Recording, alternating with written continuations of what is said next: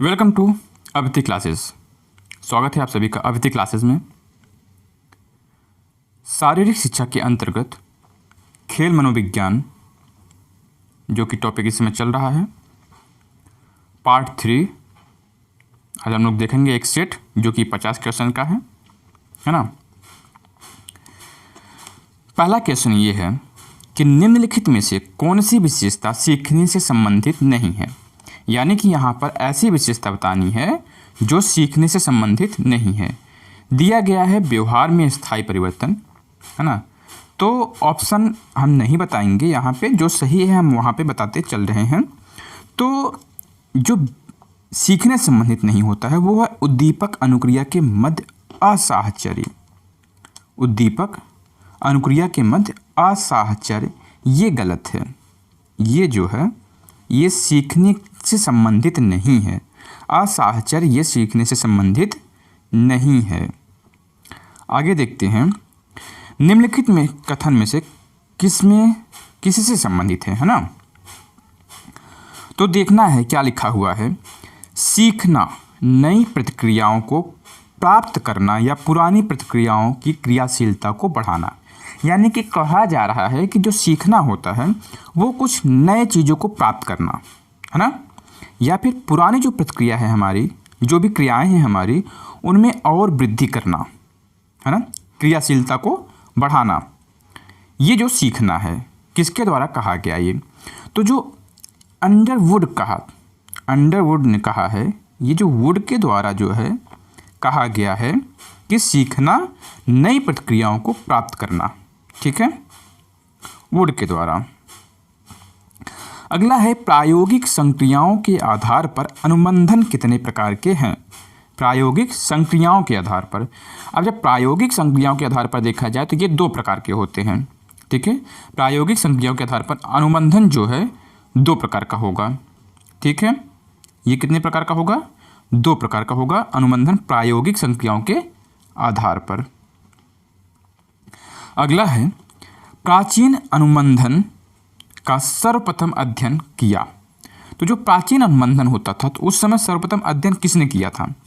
तो जो पावलोव थे ना, ये अनुबंधन का सर्वप्रथम अध्ययन किए। कौन किया? पावलोव। पावलोव जो है प्राचीन अनुबंधन का सर्वप्रथम अध्ययन किए। कौन? पावलोव। अगला ये कहा जा रहा है कि पावलोव के द्वारा दिए गए अनुबंधन संबंधी प्रयोग किस क्षेत्र से संबंधित है। तो जो उन्होंने जो अनुबंधन किया था अपना, वो उनका जो ज्ञानात्मक क्षेत्र से जुड़ा हुआ था। किससे जुड़ा हुआ था? ज्ञानात्मक क्षेत्र से। तो याद रखिएगा कि पावलोव के द्वारा दिए गए अनुबंधन जो प्रयोग किए गए वो ज्ञानात्मक क्षेत्र से जुड़े हुए थे। अब फिर से वही क्वेश्चन आया कि अनुबंधन के पिता, फादर ऑफ कंडीशनिंग, ये जो अनुबंधन के पिता किसको कहा जाता है? पावलोव को। क्यों?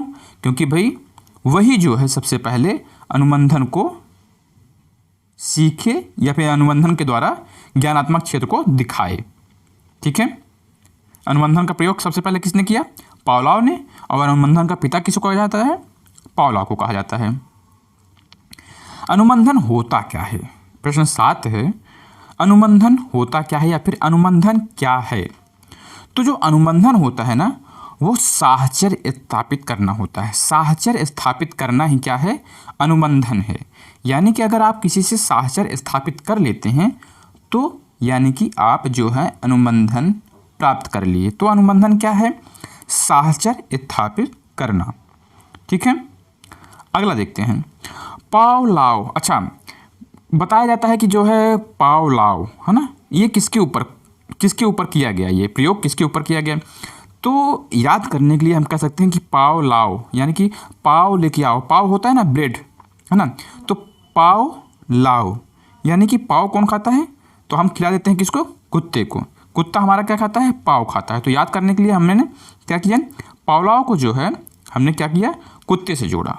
ठीक है, तो पावलोव ने किसके ऊपर प्रयोग किया था? कुत्ते के ऊपर। तो उन्होंने क्या किया था कि कुत्ते को जो है जो उनके मुख में जो है कुछ लगा दिया था ऐसा जो है, जिससे कि लार जितना इकट्ठा हो उसको एकत्र करके उसके अनुसार जो है अपने प्रयोग को पूरा करें। तो पावलोव ने जो है कुत्ते की किस ग्रंथि से निकलने वाली लार को एकत्र किया था? अब वहाँ पे बताना है किस ग्रंथि से। तो उन्होंने क्या किया, जो पैरोटिड ग्रंथि थी, पैरोटिड, कौन सी ग्रंथि?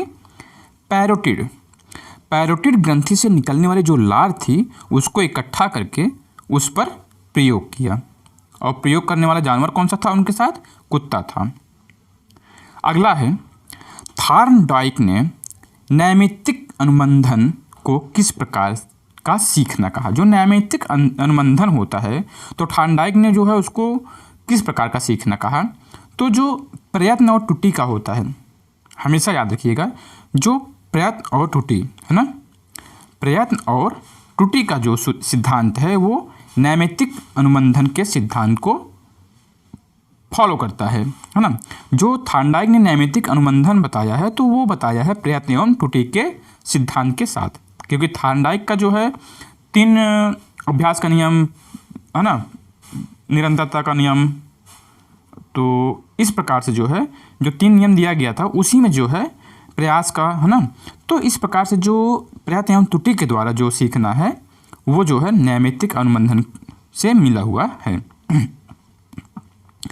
पुरस्कार नैमित्तिक अनुबंधन प्रक्रिया करने का श्रेय जाता है। पुरस्कार नैमित्तिक अनुबंधन, ये जो पुरस्कार आता है ये जो है थॉर्नडाइक ने ही बनाया था। किसने बनाया था? थॉर्नडाइक।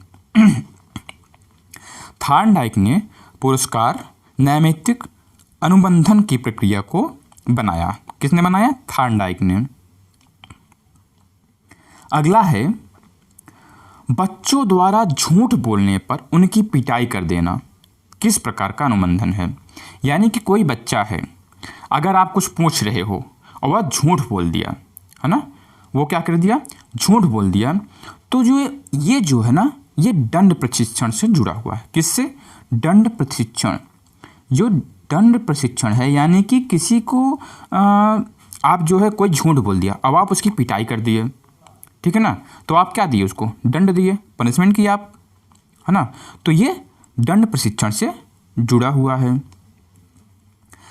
किसी बालक से यह कहना कि यदि तुम झूठ बोलोगे तो तुम्हें चॉकलेट नहीं मिलेगी, है ना, किस प्रकार के अनुबंधन का उदाहरण है? यानी कि यह किस प्रकार के अनुबंधन है? क्या कहा जा रहा है कि यदि आप जो है किसी बालक से यह कहोगे कि आप जो है झूठ मत बोलना, यानी आप क्या कर रहे हो, ट्राई क्या कर रहे हो, प्रयास क्या कर रहे हो कि वह बच्चा झूठ ना बोले, है ना, वह झूठा ना बने या फिर वह झूठ ना बोले, तो वो अकर्म प्रशिक्षण है। कौन सा प्रशिक्षण है? वो अकर्म प्रशिक्षण है। वो जो है वो अकर्म अनुबंधन के सिद्धांत को फॉलो करेगा, या फिर अकर्म प्रशिक्षण कहा जाएगा उसको। कौन सा प्रशिक्षण? अकर्म प्रशिक्षण। निम्नलिखित जोड़ों में से कौन सा जोड़ा सही नहीं है?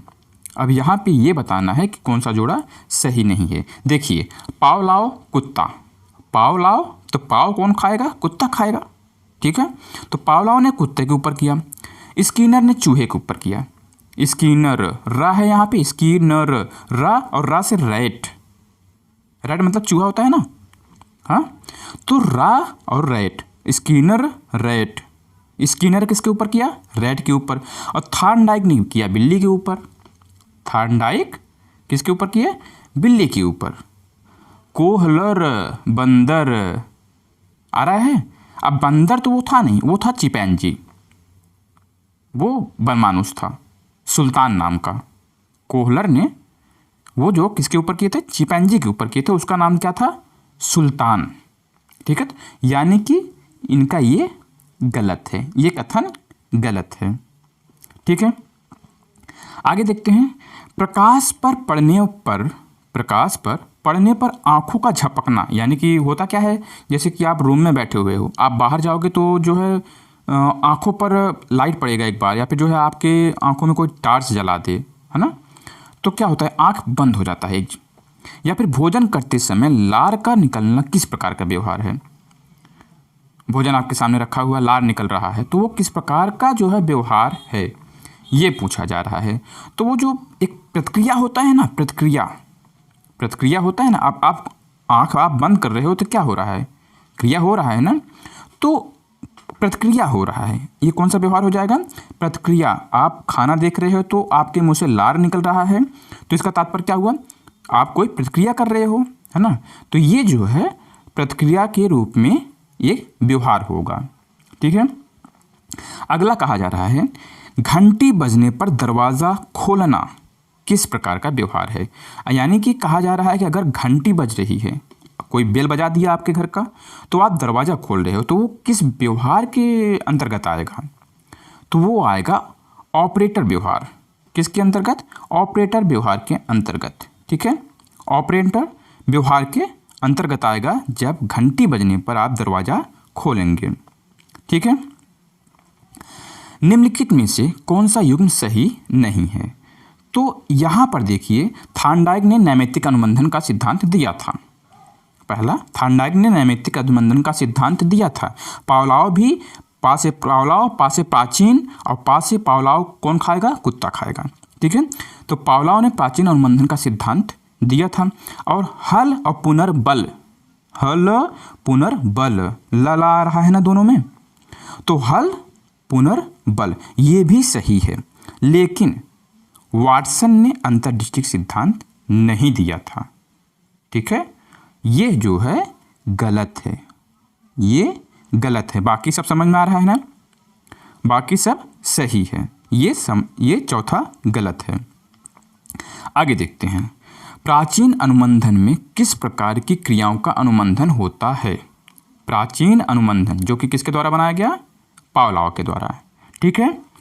किस प्रकार की क्रियाओं का अनुबंधन होता है। तो जो प्राचीन अनुबंधन है उसमें अनैच्छिक क्रियाओं का अनुबंधन होता है। कौन सी क्रियाओं का, अनैच्छिक क्रियाओं का। प्राचीन अनुबंधन अनैच्छिक क्रियाओं का अनुबंधन होता है, ठीक है। नैमित्तिक अनुबंधन में किस प्रकार के क्रियाओं का अनुबंधन होता है। प्राचीन में अनैच्छिक होता है और नैमित्तिक में ऐच्छिक। अच्छा, अब इसमें भी मिला लो, हिंदी से मिलाओ, नैमित्तिक ऐच्छिक, ठीक है। याद करने के लिए बता रहे हैं, नैमित्तिक ऐच्छिक। तो नैमित्तिक अनुबंधन ऐच्छिक क्रियाओं का, नैमित्तिक अनुबंधन ऐच्छिक क्रियाओं का, ठीक है। आगे देखते हैं, किस प्रकार के अनुबंधन में पुरस्कार अनुक्रिया पर निर्भर नहीं होता। किस प्रकार के अनुबंधन में पुरस्कार अनुक्रिया पर निर्भर नहीं होता। तो उसमें जो प्राचीन अनैच्छिक अनुबंधन होता है ना, प्राचीन अनुबंधन प्राचीन अनुबंधन क्या होता है, अनैच्छिक होता है। तो प्राचीन अनुबंधन, ये जो है प्राचीन अनुबंधन, इसमें जो है पुरस्कार अनुक्रिया पर निर्भर नहीं होता है। पावलोव ने अनुबंधन सिद्धांत में निम्नलिखित में से किसे सर्वोच्च स्थान दिया। जो पावलोव ने अनुबंधन सिद्धांत में सबसे ज़्यादा महत्व किसको दिया, तो जो वो समीपता है ना, समीपता, उनको बहुत ज़्यादा स्थान दिया गया पावलोव के अनुबंधन में, समीपता को, ठीक है। समीपता को सबसे ज़्यादा क्या दिया गया, स्थान दिया गया, या फिर जो है उनको प्रायोरिटी दी गई, यानी कि जो है सर्वोच्चता दिया गया, किसको, समीपता को, ठीक है। अगला देखते हैं, इसमें कह रहा है कि रविंद्र द्वारा पियानो बजाना किस प्रकार के सीखने से संबंधित है। क्या बजा रहा है वो, पियानो। क्या बजा रहा है, पियानो। तो जो पियानो बजा रहा है तो ये गत्यात्मक है। कैसा है, गत्यात्मक सीखना है। ये किस प्रकार का सीखना है, गत्यात्मक, ठीक है। ये जो है सॉरी, ये गत्यात्मक सीखने के प्रकार में आएगा। कोहलर के प्रयोग में चिंपैंजी, क्या नाम था उसका, सुल्तान, ठीक है, द्वारा केलों को प्राप्त करना किसका उदाहरण है। तो जो कोहलर ने प्रयोग किया था चिंपैंजी के ऊपर, ठीक है, चिंपैंजी, सुल्तान नाम का चिंपैंजी था, उसके ऊपर केलों को प्राप्त करने का किसका उदाहरण है। अब वो क्या किया, समस्या समाधान। वो क्या किया था, भाई केला तो अब है कि नहीं कि हाथ में दे दिया केला, केला कहीं टांग दो, बाहर रख दो, है ना। तो वो क्या करेगा, समस्या का समाधान करेगा। जैसे आप जो है एक बंदर को अंदर बंद कर दो, एक कोई ऐसा जो हो कि बाहर हाथ निकाल सके या फिर जो है ऐसा कोई समाधान कर सके, है ना। डंडा रख दो उसके पास या फिर जो है कोई भी ऐसा उपयुक्त ऐसा चीज़ रख दो जो जिससे कि वो समस्या का समाधान कर सके या फिर कुछ उपाय लगा सके, आइडिया निकाल सके, है ना। तो उस प्रकार से ये किया गया। तो समस्या समाधान कब होगा? जब समस्या आपके सामने होगा तो आप एक बार उसके ऊपर विचार करेंगे। कैसे? कोई आपको परेशानी हो गई या फिर आप किसी समस्या में फंस गए हैं तो उसका एक बार सोचेंगे, विचार करेंगे, तो कुछ ना कुछ उसका उपाय निकालेंगे। तो उसी हिसाब से कोहलर ने भी चिंपैंजी के ऊपर केलों के द्वारा इसका प्रयोग किया था, है ना। तो उससे क्या होता है, वो किसका उदाहरण है? समस्या समाधान विधि का। ठीक है, अगला देखते हैं। अमित एक चित्र को देखता है और रंग समायोजन के बारे में सीखता है। तो यह किस प्रकार का सीखना है? अमित क्या किया, कोई चित्र देख रहा है, स्कूल में है या फिर घर पर है, और उसका क्या किया कि रंग समायोजन के बारे में सीखता है। चित्र को देखने के बाद रंग समायोजन के बारे में सीखता है। तो ये जो है ना वाचिक अधिगम के अंतर्गत आएगा। कौन से अधिगम के अंतर्गत? वाचिक अधिगम के अंतर्गत आएगा। याद रखना है कि यह वाचिक अधिगम के अंतर्गत आएगा।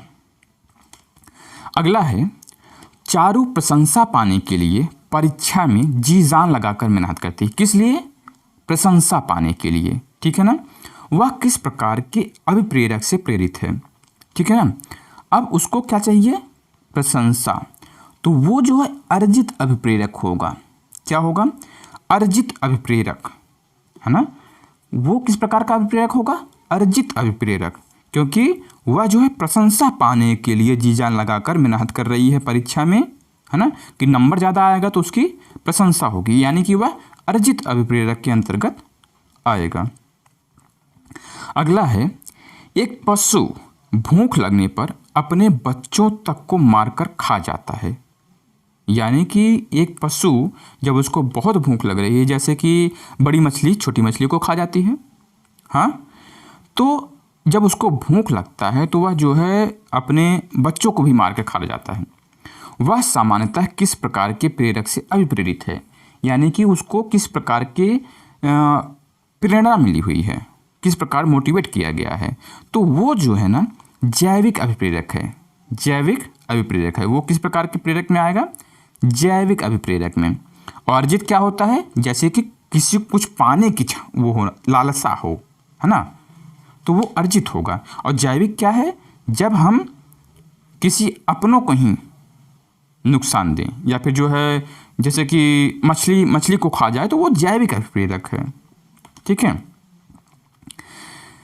अगला है, रीना परीक्षा में आने वाले पाठ को विश्राम लेकर सीखती है। यानी कि वो बहुत आराम से पढ़ाई कर रही है। ठीक है। रीना ने सीखने के किस विधि का प्रयोग किया? वो किस विधि का?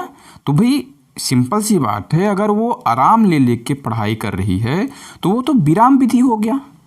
कौन सा विधि हो गया? विराम विधि।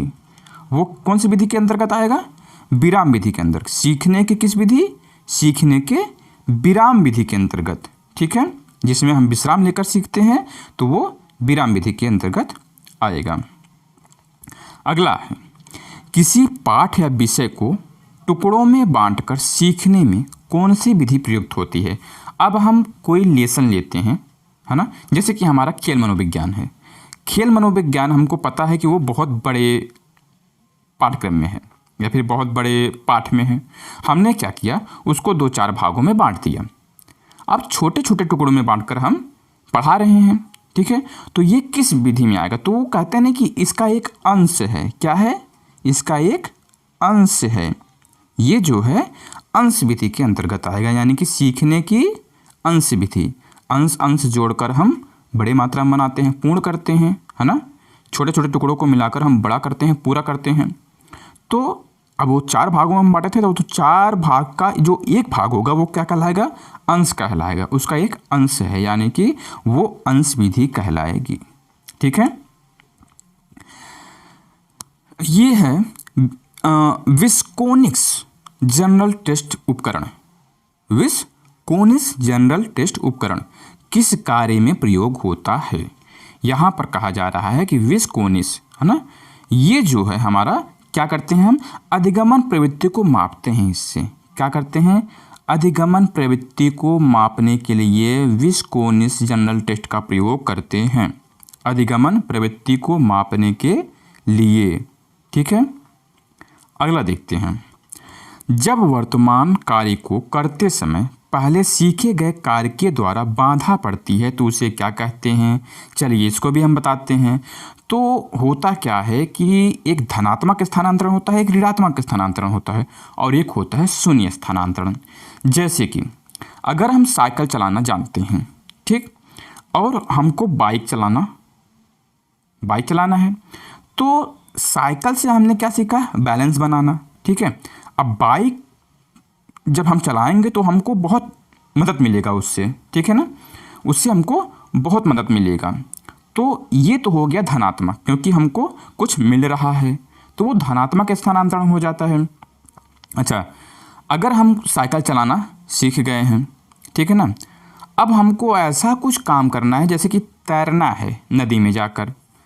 अब हम साइकिल तो चलाए हैं लेकिन नदी में तैरना है, तो उससे क्या होगा? कोई ज़्यादा हमको इफेक्ट नहीं पड़ रहा है, बल्कि विपरीत हो गया, यानी कि वो ऋणात्मक के अंतर्गत आएगा, ऋणात्मक स्थानांतरण हो जाएगा, यानी कि कोई मतलब नहीं है।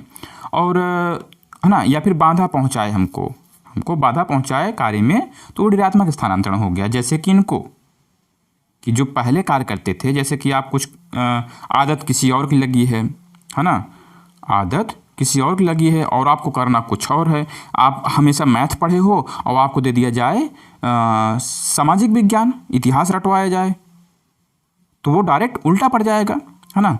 तो अच्छा, तीसरा है शून्य स्थानांतरण, यानी कि आपने जो है कोई ऐसा कार्य किया जो कि वो अपनी जगह है और ये अपनी जगह है, यानी कि कोई मतलब नहीं है, तो वहाँ पे शून्य स्थानांतरण होता है। तो जब यहाँ पर बाधा पड़ रहा है क्वेश्चन में, जब यहाँ पर बाधा पड़ रहा है, तो इसका तात्पर्य ये हुआ कि ऋणात्मक स्थानांतरण है। कौन सा स्थानांतरण? ऋणात्मक स्थानांतरण के अंतर्गत आएगा। अगर बाधा पड़ती है किसी काम में तो वह ऋणात्मक स्थानांतरण है। अगर हमको फायदा होता है तो धनात्मक स्थानांतरण होगा। और अगर कोई मतलब नहीं है, न फायदा हो रहा है न नुकसान हो रहा है, तो वो हो जाएगा शून्य स्थानांतरण। ठीक है, आगे देखते हैं। एक ऐसी शिक्षण वक्र रेखा जो यह दर्शाती है कि प्रारंभ के प्रयासों में सीखने की गति तीव्र गति है, परंतु बाद के प्रयासों में यह गति धीमी है, तो इस प्रकार के शिक्षण को क्या कहेंगे? अब इसको देखना है। तो यानी कि पहले क्या हुआ? तीव्र गति था, परंतु बाद के प्रयासों में यह गति धीमी है। अब जब धीमी हो रही है तो इसका क्या मतलब हुआ? वह ऋणात्मक शिक्षण चक्र है ना, वह ऋणात्मक शिक्षण वक्र हो जा रहा है। यानी कि अब वह क्या करेगा? वह धनात्मक की जगह ऋणात्मक हो गया। यानी कि जब तक तीव्र था तब तो वो धनात्मक था, लेकिन जब धीरे धीरे पठार बनने लगा तो वह ऋणात्मक शिक्षण वक्र के अंतर्गत आएगा। ठीक है, अगला देखते हैं। जब शिक्षण वक्र कोई उतार या चढ़ाव नहीं होता तो ऐसी अवस्था कौन सी अवस्था कहलाती है? अब जो है कोई उतार चढ़ाव नहीं हो रहा है, उसी पर रुकी हुई है, तो यानी कि वह पठार अवस्था में आ चुका है। वो शिक्षण वक्र जो है किस अवस्था में आ चुका है? पठार अवस्था में, है ना वो ऊपर जा रहा है और ना ही नीचे जा रहा है। पठार होता है ना बिल्कुल बराबर, तो वही पठार अवस्था में ये भी चल रहा है। ठीक है, किसी विषय को जब छोटे छोटे कदमों में बांटकर व्यक्ति को इस प्रकार सिखाया जाता है कि वह अपना मूल्यांकन भी स्वयं कर सके, इस प्रक्रिया को क्या कहते हैं? मूल्यांकन स्वयं कर रहा है वह बालक, यानी कि उसके संज्ञान में आ रहा है। किसके? उसके संज्ञान में आ रहा है, तो इसलिए वह हो गया संज्ञानात्मक सीखना। क्या हो जाएगा? संज्ञानात्मक सीखना। ठीक है ना, जब छोटे छोटे कदमों में बांटकर व्यक्ति को इस प्रकार सिखाया जाता है कि वह अपना मूल्यांकन भी स्वयं कर सके। अब जब वह स्वयं कर रहा है तो इसका मतलब हुआ संज्ञान में ले रहा है, और संज्ञान में लेना ही संज्ञानात्मक सीखना होता है। ठीक है, सीखने के नियमों में थार्नडाइक ने सबसे अधिक महत्व किसको दिया? जो सीखने के नियम उन्होंने बताए, प्रभाव का नियम, तत्परता का नियम, अभ्यास का नियम, ये 3 उनके नियम मुख्य नियम थे। ठीक है, तो प्रभाव, तत्परता और अभ्यास के नियम में सबसे अधिक महत्व किसको दिए? वो थॉर्नडाइक ने। जो प्रभाव होता है ना, प्रभाव, इनको जो है सबसे ज़्यादा महत्व दिया गया, क्योंकि अभ्यास करोगे तो भी प्रभाव पड़ेगा और तत्परता यानी लगातार कार्य करोगे तो भी प्रभाव पड़ेगा। तो इसका तात्पर्य यह हुआ कि जो प्रभाव का नियम है ना, वो सबसे ज़्यादा महत्वपूर्ण है। ठीक है, तो थॉर्नडाइक ने सबसे अधिक महत्व किसको दिया? प्रभाव के नियम को दिया। निम्नलिखित परिभाषा किस मनोवैज्ञानिक ने प्रस्तुत की है? पहले सीखी हुई अनुक्रियाओं के चिन्हों को वर्तमान समय में व्यक्त तथा प्रदर्शित करने का अर्थ ही स्मरण है। यानी कि जो हमने, जैसे पहले हमने लैपटॉप चलाना सीखा, ठीक है, मोबाइल चलाना सीखा, ठीक है, अब वही छोटी वाली मोबाइल में पहले चलाता था, तो अब जो है क्या किया, बड़ी वाली मोबाइल चलाने लगा। तो उसमें से बहुत सारे ऐसे ऑप्शन थे जो हमको सेम लग रहे हैं, ठीक है ना। तो अब हमको क्या होगा, याद होगा, है ना, याद होगा कि हाँ ये ऐसे ऐसे था। तो ये किसने कहा था? तो इसको बताया गया किसके द्वारा? हिलगार्ड के द्वारा, हिलगार्ड तथा एटकिंसन द्वारा, हिलगार्ड तथा एटकिंसन। ठीक है, अगला देखते हैं। निम्नलिखित में से किस परिस्थिति में संस्मरण सबसे अधिक होगा? ठीक है, सबसे अधिक, अच्छा, तब जो होगा संस्मरण सबसे अधिक तब होगा, स्मृति सबसे तेज तब होगी जब मौलिक विषय को 75% तक सीखा गया हो। ठीक है, जब 75% तक सीखा गया हो ना, तो वो सबसे अधिक होता है ना। वो सबसे अधिक तब होगा जब 75% तक सीखा गया हो, 100% नहीं होगा, 50 नहीं होगा। ठीक है ना, मौलिक विषय को तब तक सीखा गया हो कि 75% वो संस्मरण में हो जाए। ठीक है ना, तो वो 75% सीखा गया हो। अगला है, ऐसी स्मृति जिसमें इस प्रकार की व्यक्तिगत सूचनाएं संचित होती हैं जो अस्थायी रूप से व्यक्ति के साथ घटित होती, क्या कहलाती है? ठीक है, अब ये जो है ऐसा स्मृति है ना, जो व्यक्ति के साथ घटित हो रहा है यानी कि प्रासंगिक। कैसा होगा? प्रासंगिक स्मृति होगी, वो अस्थायी रूप से है, ध्यान ये देना है, वो होगी प्रासंगिक स्मृति। कौन सी स्मृति? प्रासंगिक। ठीक है, अस्थायी जो होगा वो प्रासंगिक होगा। ठीक है, निम्नलिखित में से कौन दीर्घकालीन स्मृति का प्रकार है? दीर्घकालीन कौन सा स्मृति हो सकता है?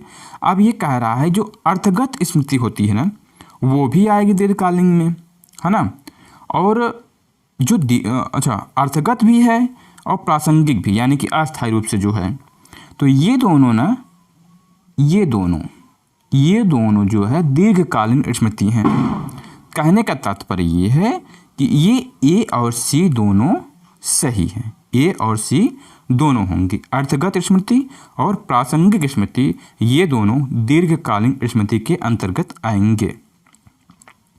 अगला कहा जा रहा है, ऐसी स्मृति जिसमें व्यक्ति शब्दों, संकेतों आदि के बारे में क्रमबद्ध ज्ञान रखता है। किसके बारे में? संकेत, शब्द, ठीक है ना, और क्रमबद्ध ज्ञान हो, तो उसे क्या कहेंगे? उसे कहेंगे अर्थगत, यानी कि जिसका अर्थ है ना, तो संकेत और शब्द को क्रमबद्ध रख दो, तो यानी कि अर्थगत स्मृति के अंतर्गत आएगा। ठीक है, अगला देखते हैं, ऐसी स्मृति जिसमें पेशीय कौशल, आदत, क्लासिकल अनुबंधन द्वारा सीखी गई अनुक्रियाओं सम्मिलित होती हैं। अब वो जो है जिसमें क्या कहा जा रहा है कि पेशीय कौशल, अब जब पेशीय कौशल आ गया, आदत आ गई, तो आदत और पेशीय कौशल सामान्य स्मृति के अंतर्गत आएंगे। किस में आएंगे? सामान्य स्मृति के अंतर्गत आएंगे। ठीक है, अगला देखिए, ऐसी स्मृति जिसमें उद्दीपक तथा अनुक्रियाओं के बीच सीखे गए संबंध संचित होते हैं। कैसे होते हैं? संचित होते हैं। तो यह जो है जब अनुक्रिया और उद्दीपक दोनों संचित हो रहे हैं संबंध, तो इसका तात्पर्य यह हुआ कि प्रतिक्रियात्मक स्मृति के अंतर्गत वो आएगा। किसमें? प्रतिक्रियात्मक, है ना, प्रक्रियात्मक स्मृति के अंतर्गत आएगा। प्रक्रियात्मक स्मृति कौन सी होती है? जिसमें उद्दीपक और अनुक्रिया, अनुक्रिया प्रक्रिया, ठीक है ना, इसमें ऐसे याद रखना है, ठीक है। फोन की घंटी बजते ही रिसीवर उठाना, यानी कि कोई कोई होता है ना कि जैसे ही बेल बजा तुरंत रिसीव कर लो, तो यह किस प्रकार की स्मृति का प्रतीक है? तो ये जो है ना, ये भी जो है, अब क्या कर रहे हो आप? प्रक्रिया कर रहे हो कि नहीं कर रहे हो? जैसे बेल बजने शुरू हुआ कि आप रिसीव कर लिए, तो क्या हो रहा है? प्रक्रिया हो रहा है। तो ये किसमें स्मृति में, किस स्मृति में जाएगा? प्रक्रियात्मक स्मृति में, ठीक है। अगला देखते हैं। एक व्यक्ति को 20 यादृच्छिक अंक को बारी बारी से दिखाया जाता है, यानी कि अगर आपको कोई अंक बारी बारी से दिखाया जाए और उसके बाद इन अंकों का प्रत्याहार कर पाता है, तो उसकी स्मृति अब जो है किस प्रकार से होगी? तो अब ये कह रहा है कि मेमोरी क्या होगा। अब यहाँ पर निकालना है उसके एक कहते हैं ना कि जो ये आपका आ जाएगा, तो बारी बारी से करना जो है, अब कितने अंक तक आएगा? मेमोरी निकालना है, यानी कि स्मृति निकालनी है, मेमोरी क्षमता निकालनी है, उसकी मानसिक क्षमता निकालनी है ना। तो 20 है, तो यानी कि 12 अंक तक जो है उसका, 12 अंक तक उसका स्मृति होगा। स्मृति विस्तार कितना होगा? 12 अंक तक होगा, ठीक है। अगला देखते हैं। प्रयत्न तथा त्रुटि, यानी कि trial and error. Trial and error शब्द का प्रयोग थार्नडाइक तो किए थे, अच्छी तरीके से आप सबको याद होगा, है ना, किसके द्वारा? अच्छा, तब उसके बाद कहा जा रहा है कि सर्वप्रथम किसने किया था? प्रयत्न एवं त्रुटि का जो सर्वप्रथम प्रयोग किया गया, तो वो किसके द्वारा किया गया? तो वहाँ पर जो है लॉयड मॉर्गन द्वारा, जब पशु मनोविज्ञान के अंतर्गत 1894 में किया गया था। लॉयड मॉर्गन द्वारा पशु मनोविज्ञान के अंतर्गत 1894 में किया गया था प्रयत्न एवं त्रुटि शब्द का सर्वप्रथम प्रयोग, याद रखना है इसको, ठीक है। अगला है, बच्चों में चिंतन की विकास प्रक्रिया पर कार्य करने का श्रेय किसको जाता है? बच्चों में चिंतन प्रक्रिया का विकास, चिंतन की विकास प्रक्रिया। अच्छा, अब बच्चों के जो चिंतन प्रक्रिया का विकास है ना, वो जीन पियाजे ने बच्चों के बारे में बहुत ही ज़्यादा अध्ययन किया है, जीन पियाजे, ठीक है। तो उन्होंने चिंतन की विकास प्रक्रिया पर कार्य किया है, जीन पियाजे। संज्ञानात्मक विकास के सिद्धांत का प्रतिपादन किसके द्वारा किया गया? संज्ञानात्मक। अब संज्ञानात्मक है और चिंतन है, तो चिंतन तो संज्ञान से किया जाता है, यानी कि संज्ञानात्मक से जीन पियाजे जुड़े हुए हैं, ठीक है। अगर चिंतन आ जाए या फिर संज्ञानात्मक आ जाए तो आप किसको लगाएंगे? जीन पियाजे को, ठीक है ना, जीन पियाजे को। अगला देखते हैं। पियाजे के संज्ञानात्मक सिद्धांत में प्रस्तुत स्कीमा का अर्थ क्या होता है पता है? स्कीमा है ना, इसका एक संरचना होता है, स्कीम बनाना, कहते हैं ना स्कीम बनाओ। तो जीन पियाजे ने एक स्कीम बनाया, यानी कि ऐसी मानसिक संरचना जिसका सामान्यीकरण हो सके, है ना, ऐसी मानसिक संरचना बनाना है जिसका सामान्यीकरण हो सके। तो ये पियाजे के संज्ञानात्मक सिद्धांत में स्कीमा जो होता है उसका अर्थ है। जीन पियाजे ने बालकों के चिंतन की व्याख्या करने के लिए 4 अवस्था, अच्छा कौन कौन सी अवस्था का प्रतिपादन किया था? तो उन्होंने किया था, पहला तो किया था संवेदी पेशी अवस्था, है ना, सबसे पहले क्या किया? संवेदी पेशी अवस्था। फिर क्या किए थे? प्राक संक्रियात्मक अवस्था, है ना, दूसरा ये था। फिर जो है ठोस संक्रियात्मक, जब प्राक संक्रियात्मक किया उसके बाद ठोस संक्रियात्मक अवस्था, और अंत में औपचारिक संक्रिया की अवस्था की प्रतिपादन किए थे। यानी कि इसका तात्पर्य ये हुआ कि आपका ये सही है, ए ऑप्शन। पहले संवेदी पेशी, फिर प्राक संक्रियात्मक, प्राक मतलब भाई संवेदी पहले होगा, संवेदी है ना, फिर प्राक संक्रियात्मक, फिर ठोस पे पहुंचे और फिर उसके बाद औपचारिक में आ गए, ठीक है ना। आगे देखते हैं।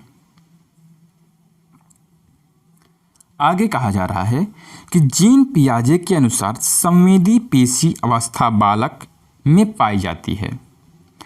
संवेदीय पेशी अवस्था। तो ये जो है ना जन्म से 2 वर्ष तक, सबसे पहले किसकी यही किए थे, संवेदी पेशी अवस्था। तो जब जन्म से 2 वर्ष तक का बालक होगा तो उसके अंदर संवेदी पेशी अवस्था होगा। वो कौन सी अवस्था होगी, संवेदी पेशी अवस्था होगी। ठीक है, अगला है पियाजे के अनुसार निम्न में से किसे बच्चों के चिंतन का एक महत्वपूर्ण साधन नहीं माना जाता, है ना। पियाजे के अनुसार उन्होंने चिंतन को, बच्चे जो चिंतन करते हैं उसका महत्वपूर्ण साधन कौन सा नहीं है वो बता रहे हैं। तो जो भाषा है ना, भाषा जो है ये बच्चों के चिंतन का महत्वपूर्ण वो नहीं है, साधन नहीं है। कैसे, आप चिन्ह दे सकते हो। बच्चे पहले क्या करते हैं, वो खिलौना से खेलते हैं, ठीक है, वो उसके बाद खेलते हैं, फिर सिंबल आप बनाओगे तो वो समझेंगे। ठीक है, हाथी का, घोड़ा का आप सिंबल बनाओगे तो समझ जाएंगे। लेकिन भाषा से वो जो है चिंतन नहीं करते हैं। ठीक है, अगला है बच्चों के चिंतन में जीववाद, एनिमिज्म तथा आत्म केंद्रितता, ईगोसेंट्रिज्म, तो आत्म केंद्रितता तथा जीववाद, है ना, जैसे दोष निम्न में से किस अवस्था में पाए जाते हैं। तो जब जो है बच्चा धीरे धीरे बड़ा होने लगेगा, संवेदी से ऊपर आएगा, यानी कि प्राक संक्रियात्मक में आएगा, तो उस समय क्या होता है, उस समय बच्चा आत्म केंद्रितता तथा जीववाद जैसे दोष को आराम से चिंतन कर सकता है। ठीक है ना, किसमें, प्राक संक्रियात्मक अवस्था में। इस प्रकार से आज 50 क्वेश्चन, 50 प्रश्नों का जो है एक सीरीज समाप्त हुआ, है ना। कमेंट करके ज़रूर बताएंगे कैसा लगा आपको ये सीरीज़, और वीडियो को लाइक भी करेंगे, है ना, और चैनल को एक बार फिर से देखेंगे सब्सक्राइब किए हैं कि नहीं। अगर नहीं किए हैं तो सब्सक्राइब कर लें, क्योंकि लगातार आपको ऐसे ही बहुत ही महत्वपूर्ण प्रश्नों का संग्रह मिलता रहेगा। धन्यवाद।